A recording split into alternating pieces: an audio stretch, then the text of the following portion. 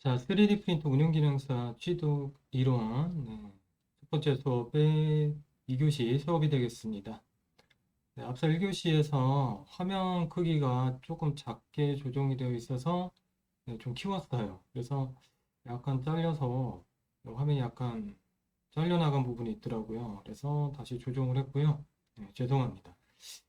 어, 자, 2교시, 3교시에는 우리 3D 프린터가 어떻게 개발이 되고 이제 세계적으로 이렇게 확산이 됐는지에 대해서 간단하게 설명드리고 3D 프린터 운영 기능사 시험에도 아주 중요하게 나온다 그랬죠. 3D 프린터 방식하고 소재에 대해서 알아보는 시간을 3교시에 가질 예정입니다. 지금 3D 프린터 히스토리에 대해서 설명드리는 내용은 그냥 3D 프린터 공부하는 사람으로서 알아야 되는 상식 정도로 알고 계시면 되겠습니다. 시험이나 이런 데 나오는 내용은 아니니까요. 편하게 봐주시면 될 것 같습니다. 3D 프린터라는 말을 지금은 어떤가요? 지금은 사실 저희 어머니도 3D 프린터라는 말이 무슨 뜻인지 지금은 알고 있어요. 옛날에는 제가 3D 프린터 공부를 한다 그러면 그게 뭔지 굉장히 의아해 하셨던 것 같은데 지금은 우리나라 사람 누구를 붙잡고 물어봐도 3D 프린터가 뭔지 어느 정도는 알고 있습니다. 바로 3차원의 형태를 출력을 하는 장비라는 거를 알고는 있죠. 자, 근데 3D 프린터라는 말이 이렇게 널리 알려진 게 사실 얼마 안 됐어요. 그래서 그 히스토리에 대해서 간단하게 알아보고 수업을 진행하도록 하겠습니다. 2013년도에 오바마 대통령이 국회에서 뉴 인더스트리얼 레볼루션을 주제로 연구개설을 하면서 3D 프린터에 대해서 언급을 했고요.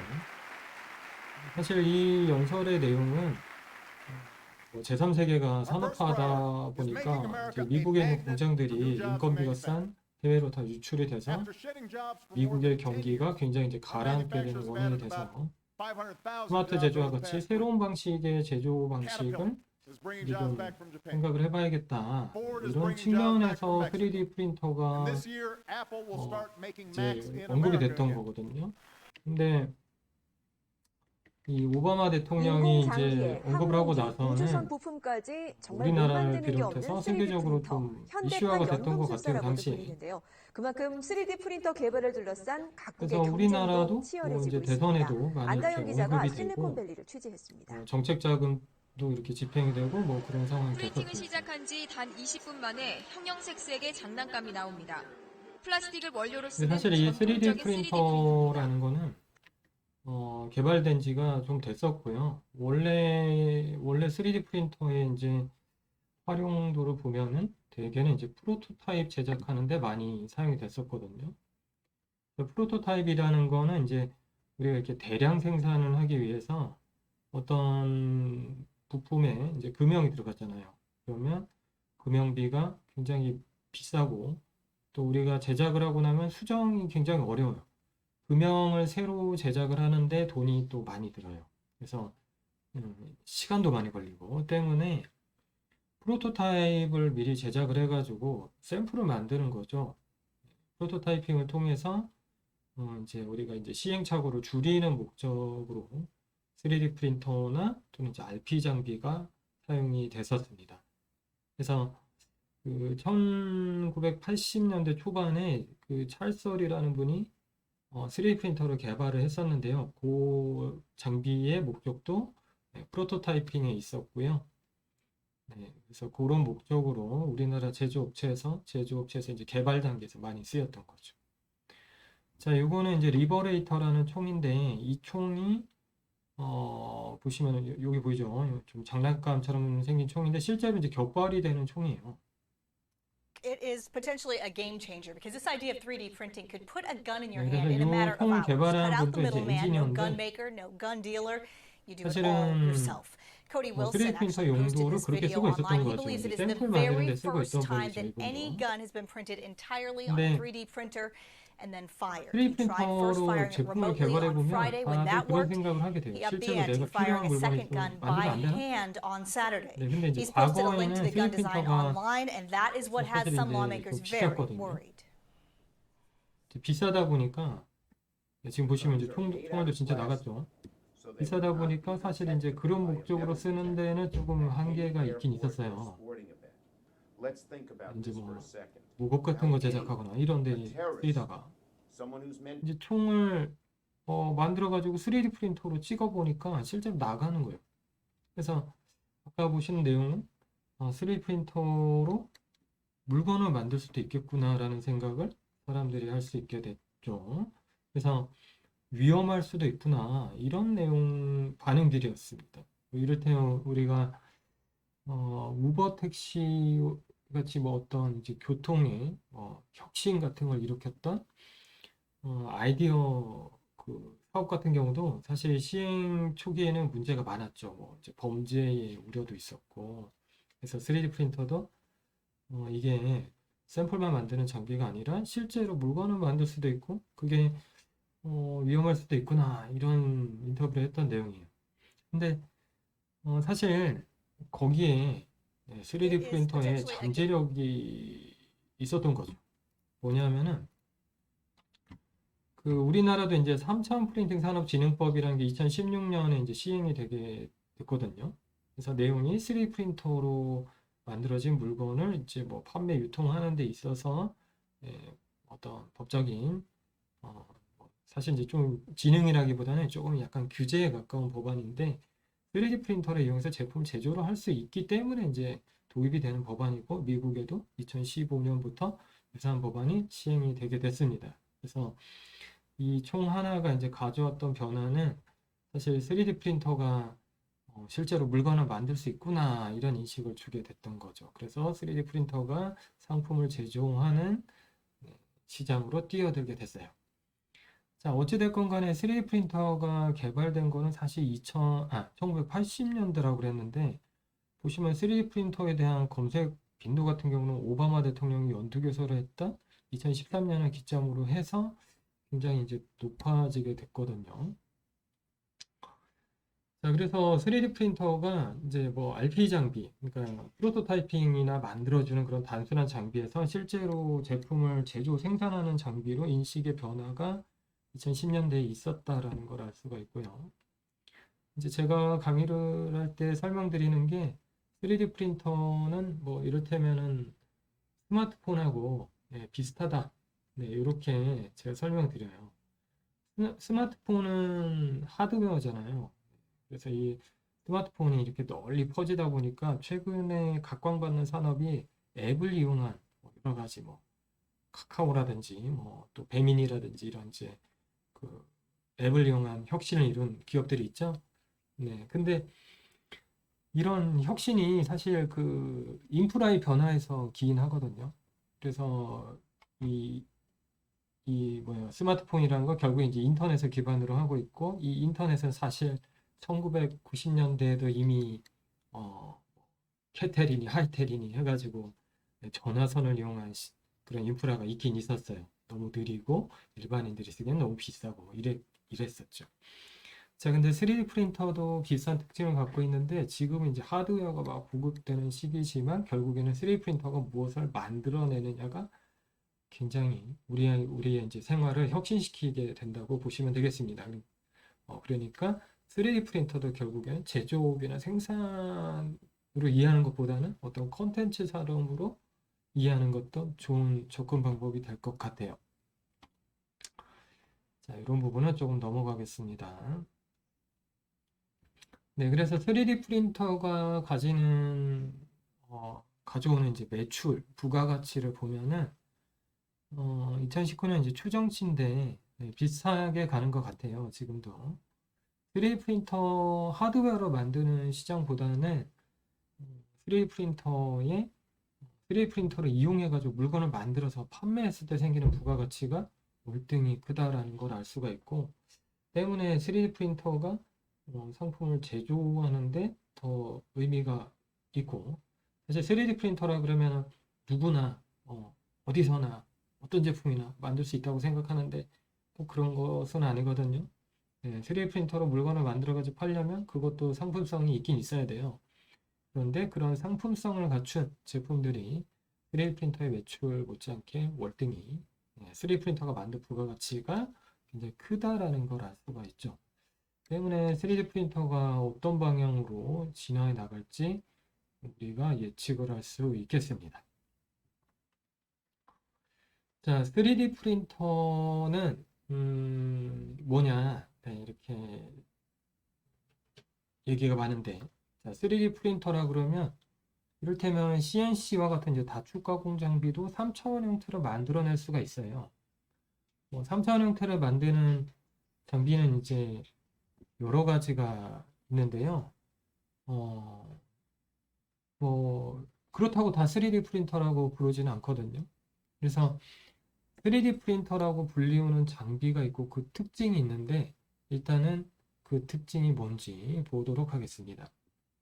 3D 프린터는 지금 보시는 것처럼 그 층을 그러니까 레이어라고 하는데요. 이 레이어들을 계속 그러니까 평면이죠. 2D 모양의 레이어를 계속 이제 누적을 시키면서 입체의 형태를 얻는 제조 방식을 가진 장비를 뜻합니다. 물론 이제 뭐 하이브리드라 그래서 다른 방식이 이제 이렇게 결합된 3D 프린터도 있지만 기본적으로 3D 프린터의 제조 특징은 적층이라 그래서 원래 3D 프린터의 이름이 예전에는 애더티브 매뉴팩처링이라고 했어요. 그래서 적층식 제조라는 뜻이죠. 예전에 3D 프린터 이름이 이거였습니다. 그래서 AM식 제조 이렇게도 불렀는데요. 바로 3D 프린터 제조의 특징은 바로 이 적층에 있다고 보시면 되겠습니다. 왜 꼭 이 적층을 중요하게 따지냐면요. 그 3D 프린터가 가지는 3D 프린팅 제조의 장점이 몇 가지가 있거든요. 근데 이게 적층이 안 되고 겉에서 이렇게 막 깎아 나가잖아요. 그럼 이런 장점이 사라지게 되기 때문에 이 적층식 제조 방식의 3D 프린터는 꽤 오래 가지 않을까 그렇게 생각을 합니다. 자, 첫 번째의 장점은 다품종 소량 생산을 할 수 있다는 거예요. 그러니까 다품종 소량 생산이라는 거는 이제 뭐 품종이 많거나 뭐 이렇게 변형된 형태이거나 이제 아니면은 조금씩 형태가 바뀐다든지 그러면은 사실 금형과 같은 대량 생산 방식으로는 대응할 수 없잖아요. 그래서 또 금형처럼 뭐 품종이 많지 않더라도 생산량이 많아야만 제조가 가능한 게 거의 대부분 이제 우리가 보고 있는 제품들의 특징이에요. 근데 3D 프린터는 그 반대의 경우일 때 더 유리합니다. 생산성이 좋다라고까지는 할 수 없지만 가격에서 대량 생산에 비교해가지고 비교 우위를 가질 수 있는 거죠. 제품을 많이 만드는데 조금 만드는 제조 방식이 더 유리하긴 힘들잖아요. 근데 대량 생산 체제에 비해서 이제 가격적으로도 유리한 구간이 바로 두 가지라는 거예요. 품종이 많거나 생산량이 아예 적거나 이러면 바로 3D 프린터의 방식이 유리하다라는 겁니다. 그래서 이게 이제 가장 첫 번째 장점이 되고요. 두 번째가 이제 커스터마이징입니다. 대부분의 맞춤형 제조는 대량 생산으로는 좀 대응하기가 어렵잖아요. 그래서 개인의 맞춤형 제품 또는 이렇게 설계나 뭐 이런 디자인이나 이런 과정을 통해 가지고 이제 양산이 되는 제품에서는 뭐 개인을 찾아간다든지 이런 작업이 어렵잖아요. 근데 3D 프린터는 3D 스캐너랑도 궁합이 아주 좋아서 맞춤형 제조가 아주 원활히 이루어지는 편입니다. 자, 그리고 자동화가 있죠. 네, 팩토리 오토메이션 장비 중에 하나예요. 또 이제 공장 자동화 장비에도 들어갈 수 있고요. 또 상황에 맞게 인공지능을 활용해 가지고 생산 자동화도 가능하고 사실 저희가 이제 출력 파라미터를 어렵게 배워서 설정을 하는데 이것도 AI가 어느 정도 해결하리라고 저는 생각을 합니다. 자, 그리고 네 번째로 디지털 제조가 가능하다. 세계 어느 나라에서 제조를 하던 간에 인간이 이렇게 직접 제조하는 게 아니기 때문에 디지털화된 데이터를 이용해 가지고 디지털화된 장비가 제조를 하기 때문에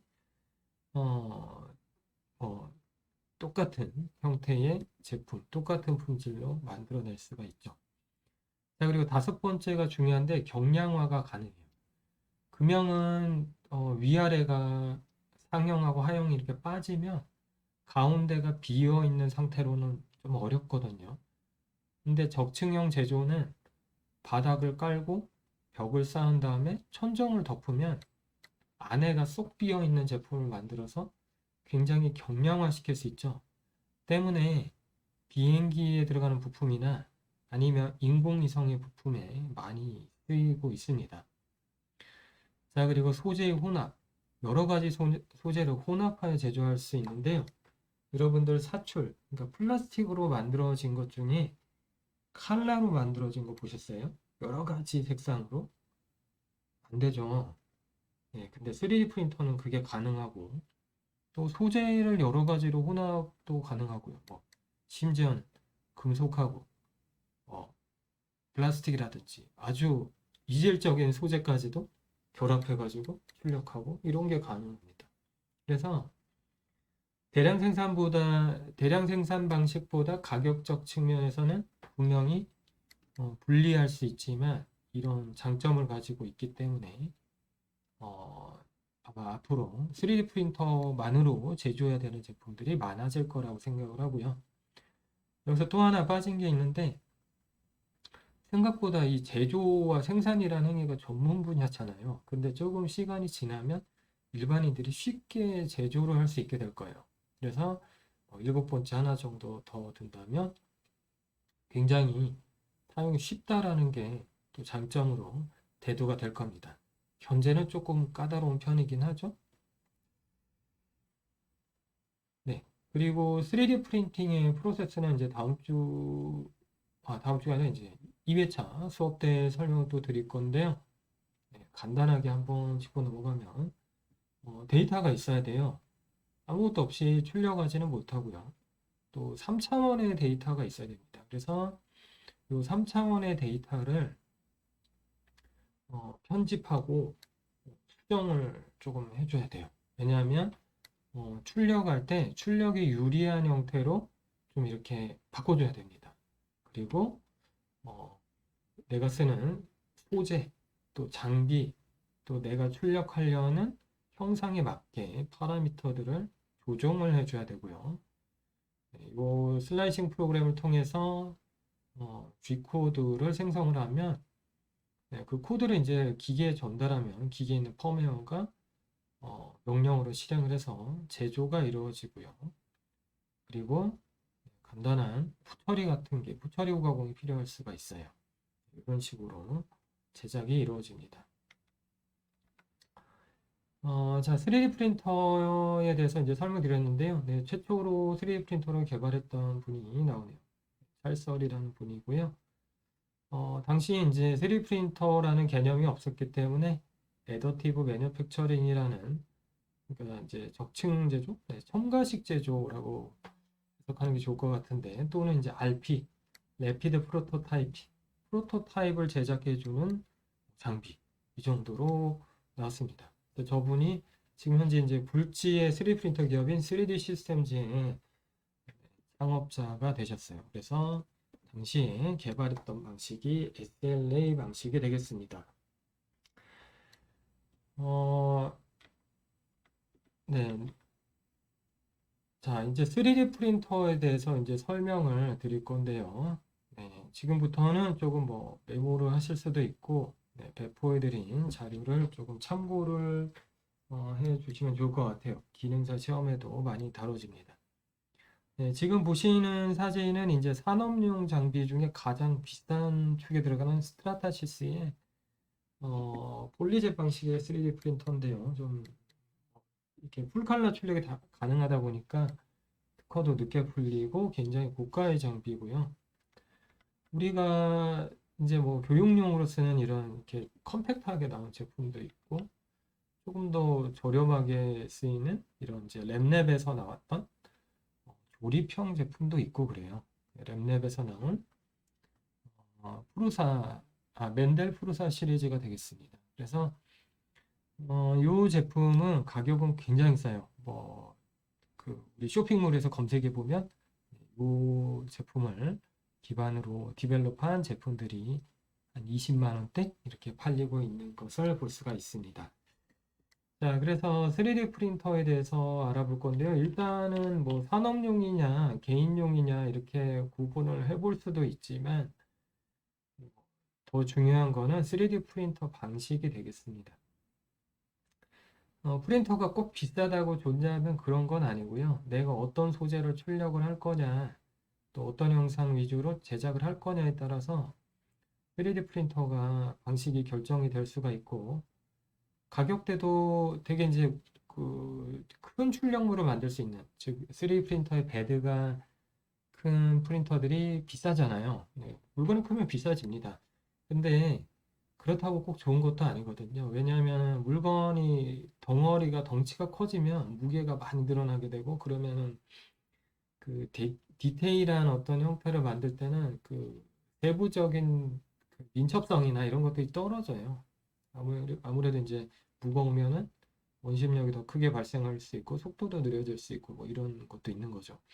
그래서 이 3D 프린터는 우리가 사용하려는 목적에 맞게 고르셔야 돼요.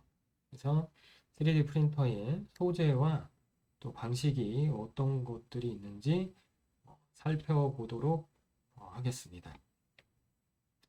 자, 이 부분은 시험에도 잘 나올 수 있기 때문에 제가 자료를 드릴 거예요. 그래서 제가 배포해드린 자료 중에 이제 소재 분류가 이렇게 도식화돼서 나온 표를 하나 보실 수가 있는데, 이 표를 중심으로 공부를 해 두시는 게 좋겠습니다. 그 옆에 이제 추가 페이지라고 설명이 있는데요. 네, 그거는 그냥 나중에 참고로 시험 보기 전에 한번 쭉 읽어 보시고요. 어떤 방식으로 동작하는지 머릿속에 기억하는 게 좋으세요. 왜냐하면 기능사 필기 시험은 NCS를 기반으로 해서 나오기 때문에 실제로 뭐 SLA 프린터를 이용해서 뭐 작업을 한다든지 그런 걸 가정해서 문제가 나오거든요. 때문에 실제로는 이제 동영상을 한번 보도록 하겠습니다.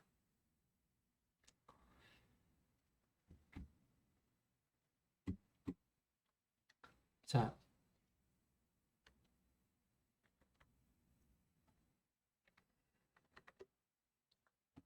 네, 3D 프린터 같은 경우는 우리 이제 소재랑 방식에 대해서 알아볼 건데요. 특이한 점이 하나 있는데 소재랑 방식이 이렇게 서로 얽혀 있어요. 서로 이렇게 불가분의 관계로 연관성이 굉장히 큽니다. 때문에 제가 소재랑 방식을 같이 묶어서 설명을 하려고 그래요. 그래서 제가 배포해드린 자료에 3D 프린팅 방식별 제작 특징에 보시면은 소재 분류가 있는데요. 소재 분류가 같이 나와 있습니다. 방식하고. 그리고 소재 분류라는 게 우리가 생각하기에 뭐 소재라 그러면은 뭐 나무도 있고 플라스틱도 있고 금속도 있고 또 뭐 여러 가지 이제 물질로 이렇게 분류해 볼 수 있는데 3D 프린터의 소재는 물질로 분류도 되지만 더 큰 특징은 뭐냐면 소재 가공 형상으로 많이 나뉘어요. 그러니까 소재가 액체로 되어 있느냐 아니면은 뭐 필라멘트 형상이냐 아니면 뭐 분말의 형태냐 뭐 이렇게 나눠볼 수도 있습니다. 그래서 그 소재가 가공된 형상에 따라서 그 소재를 출력할 수 있는 프린팅 방식이 또 달라지기 때문에 소재란 3D 프린터의 방식이 불가분의 관계라는 거죠. 그래서 이거를 같이 묶어서 설명을 드리도록 하겠습니다.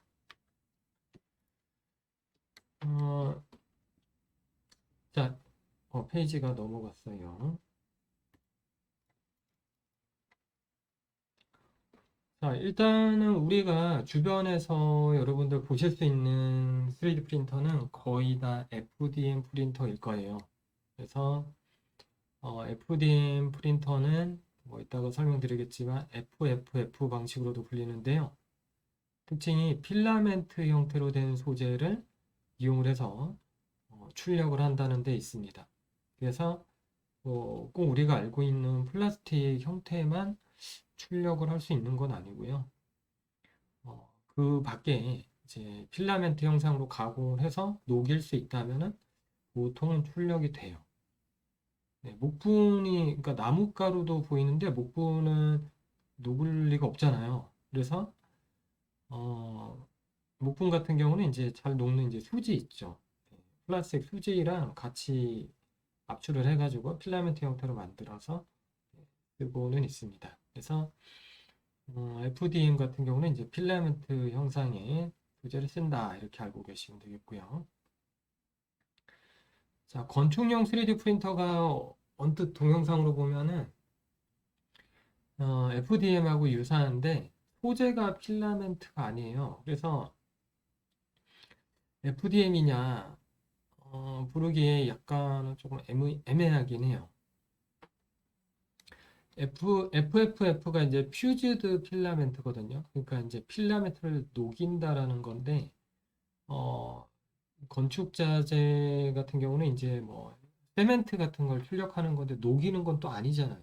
네, 이렇게 몰타르를 그냥 토출해서 적층한 다음에 이제 붙이는 식인데, 네, 때문에 이제 별도 분류를 했고, 바이오 3D 프린터도 FDM이랑 유사한 경우가 많은데요. 뭐 콜라겐이나 또는 이제 뭐 3D 뭐 신체 적합성 소재도 있고 또 뭐 세포 같은 거를 이렇게 배양하기 위해서 어떤 형태에 맞게 배양하기 위해서 이제 신체 적합성 소재나 아니면 이제 녹일 수 있는 소재를 이용해 가지고 세포 틀 같은 거를 만들기도 하거든요.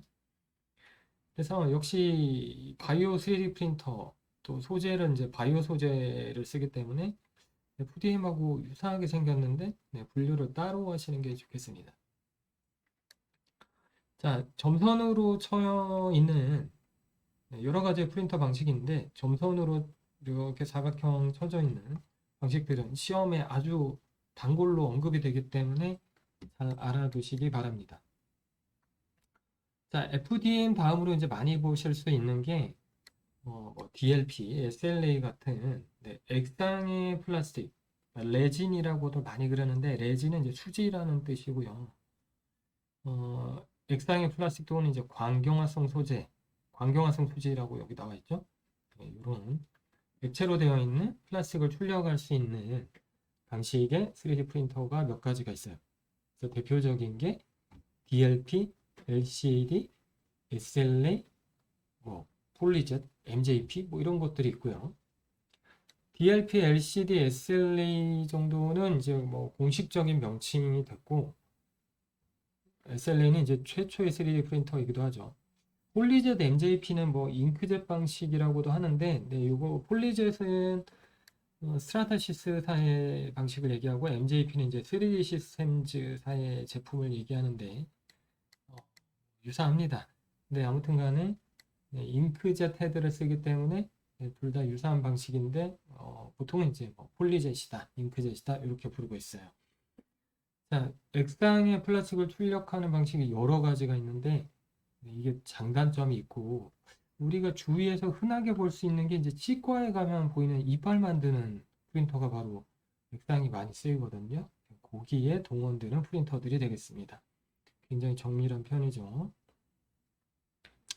자, 그리고 또 하나가 이제 SLS DMT 방식이 있어요.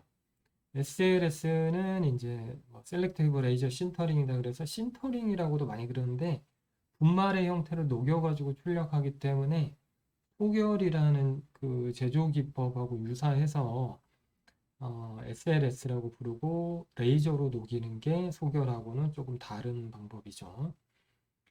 SLS DMT가 이제 대표적으로 분말 형태를 출력하는데 금속을 많이 출력을 합니다. 금속이 FDM으로도 출력이 까다롭고 액상은 왁스 출력을 해서 이제 치환의 방법을 쓰거든요. 자, 그리고 이제 분말을 출력을 하는데 PBP라는 재미있는 프린터가 하나 있어요. 바로 이제 석고를 많이 사용을 하고요. 석고에다가 접착 소재가 포함이 되어 있는 잉크를 뿌리는 거예요. 칼라로 된 걸 뿌립니다, 보통. 그러면 이제 풀 칼라로 출력이 되죠. 그래서 뭐 피규어 같은 거를 많이 만드는 프린터가 있고, 네, 그렇습니다. 자, SLS DMT, PBP의 차이점은 SLS DMT는 레이저를 이용해서 소재를 녹이는 거고 PBP는 접착제를 이용해서 붙이는 거죠. 그래서 다른 프린터인데 소재는 이제 같은 묶음에도 들어가요.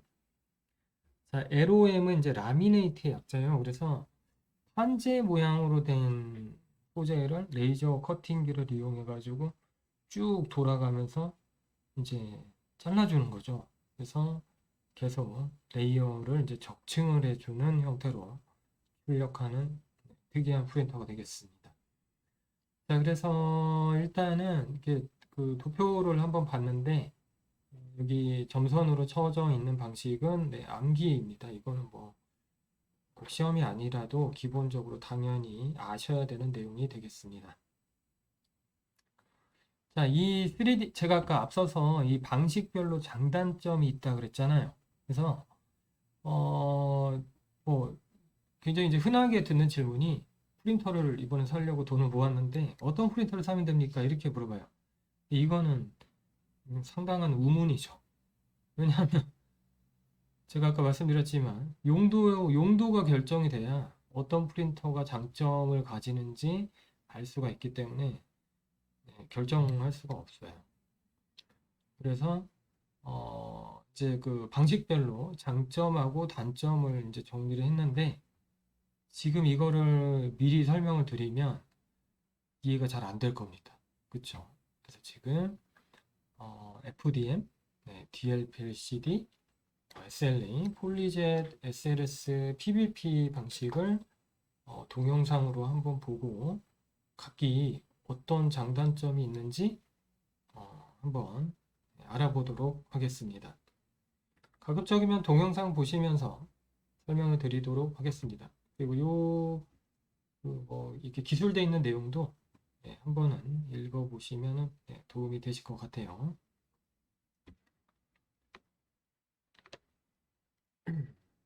쭉 넘어가서 FDM이 먼저 나오니까 FDM을 먼저 보죠.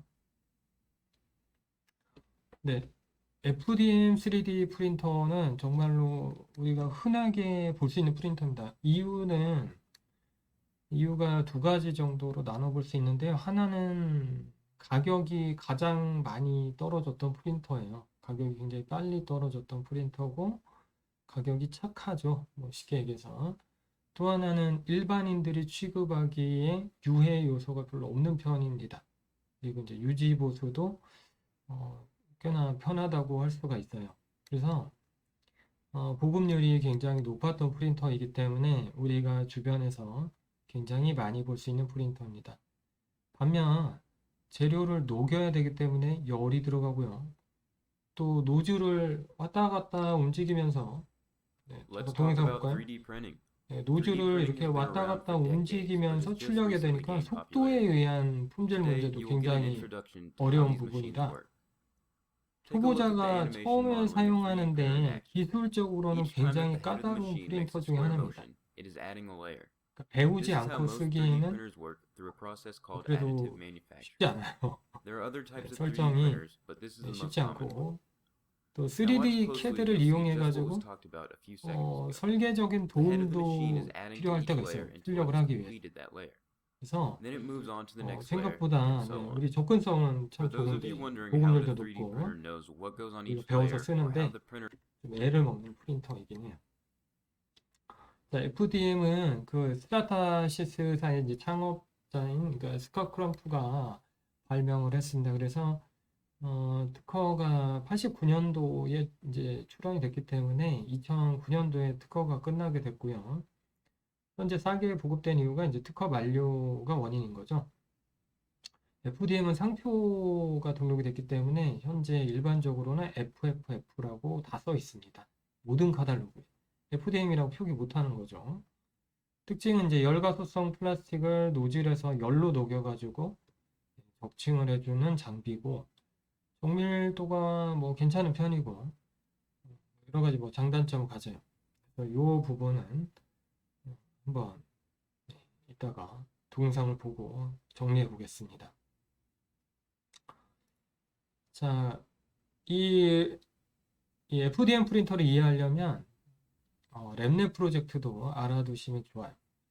그 2009년에 특허가 끝나는 것을 목표로 해서 영국의 아드리안 부이오 교수가 2005년도에 시작한 프로젝트입니다. 당시에는 이제 그 오픈소스 3D 프린터를 개발하는 게 목적이었는데, 지금 랩랩 사이트는 이제 커뮤니티로 바뀌어가지고 그 세계의 그 모든 그 3D 프린터 엔지니어들이 오픈소스 3D 프린터 개발하는데 매진하는 커뮤니티가 됐어요. 그래서 그 랩랩에 가면 여러 가지 좋은 자료를 많이 구할 수가 있죠. 우리나라에서 나오는 뭐 제품들, 또 중소기업 제품들이 이 랩랩의 제품을 디벨롭한 경우가 굉장히 많습니다. 가격이 굉장히 싸지게 됐죠.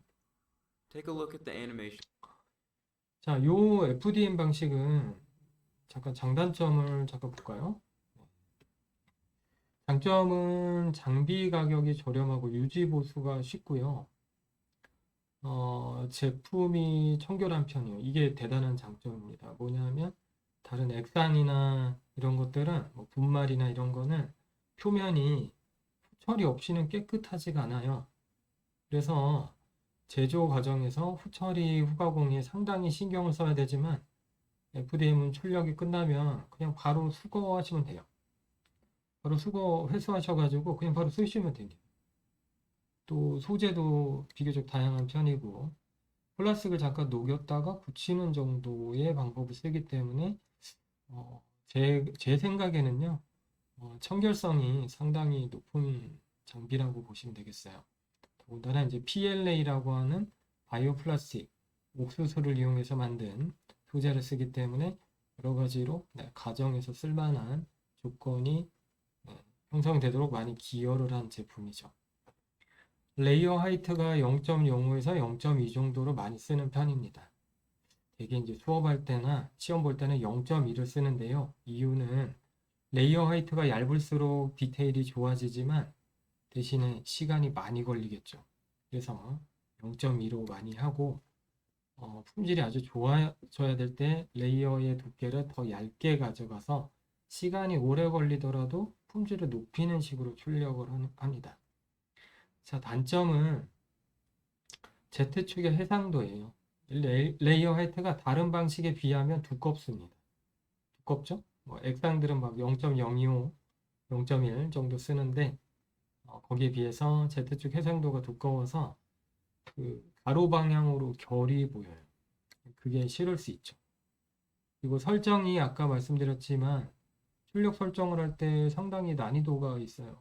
왜냐하면은 열도 들어가고, 소재에 열도 들어가고 속도도 들어가요. 노즐이 단방향으로 출력을 하기 때문에, 이를테면 DLP나 LCD 같은 거는 레이어 하나를 한꺼번에 조형하니까 속도가 없거든요.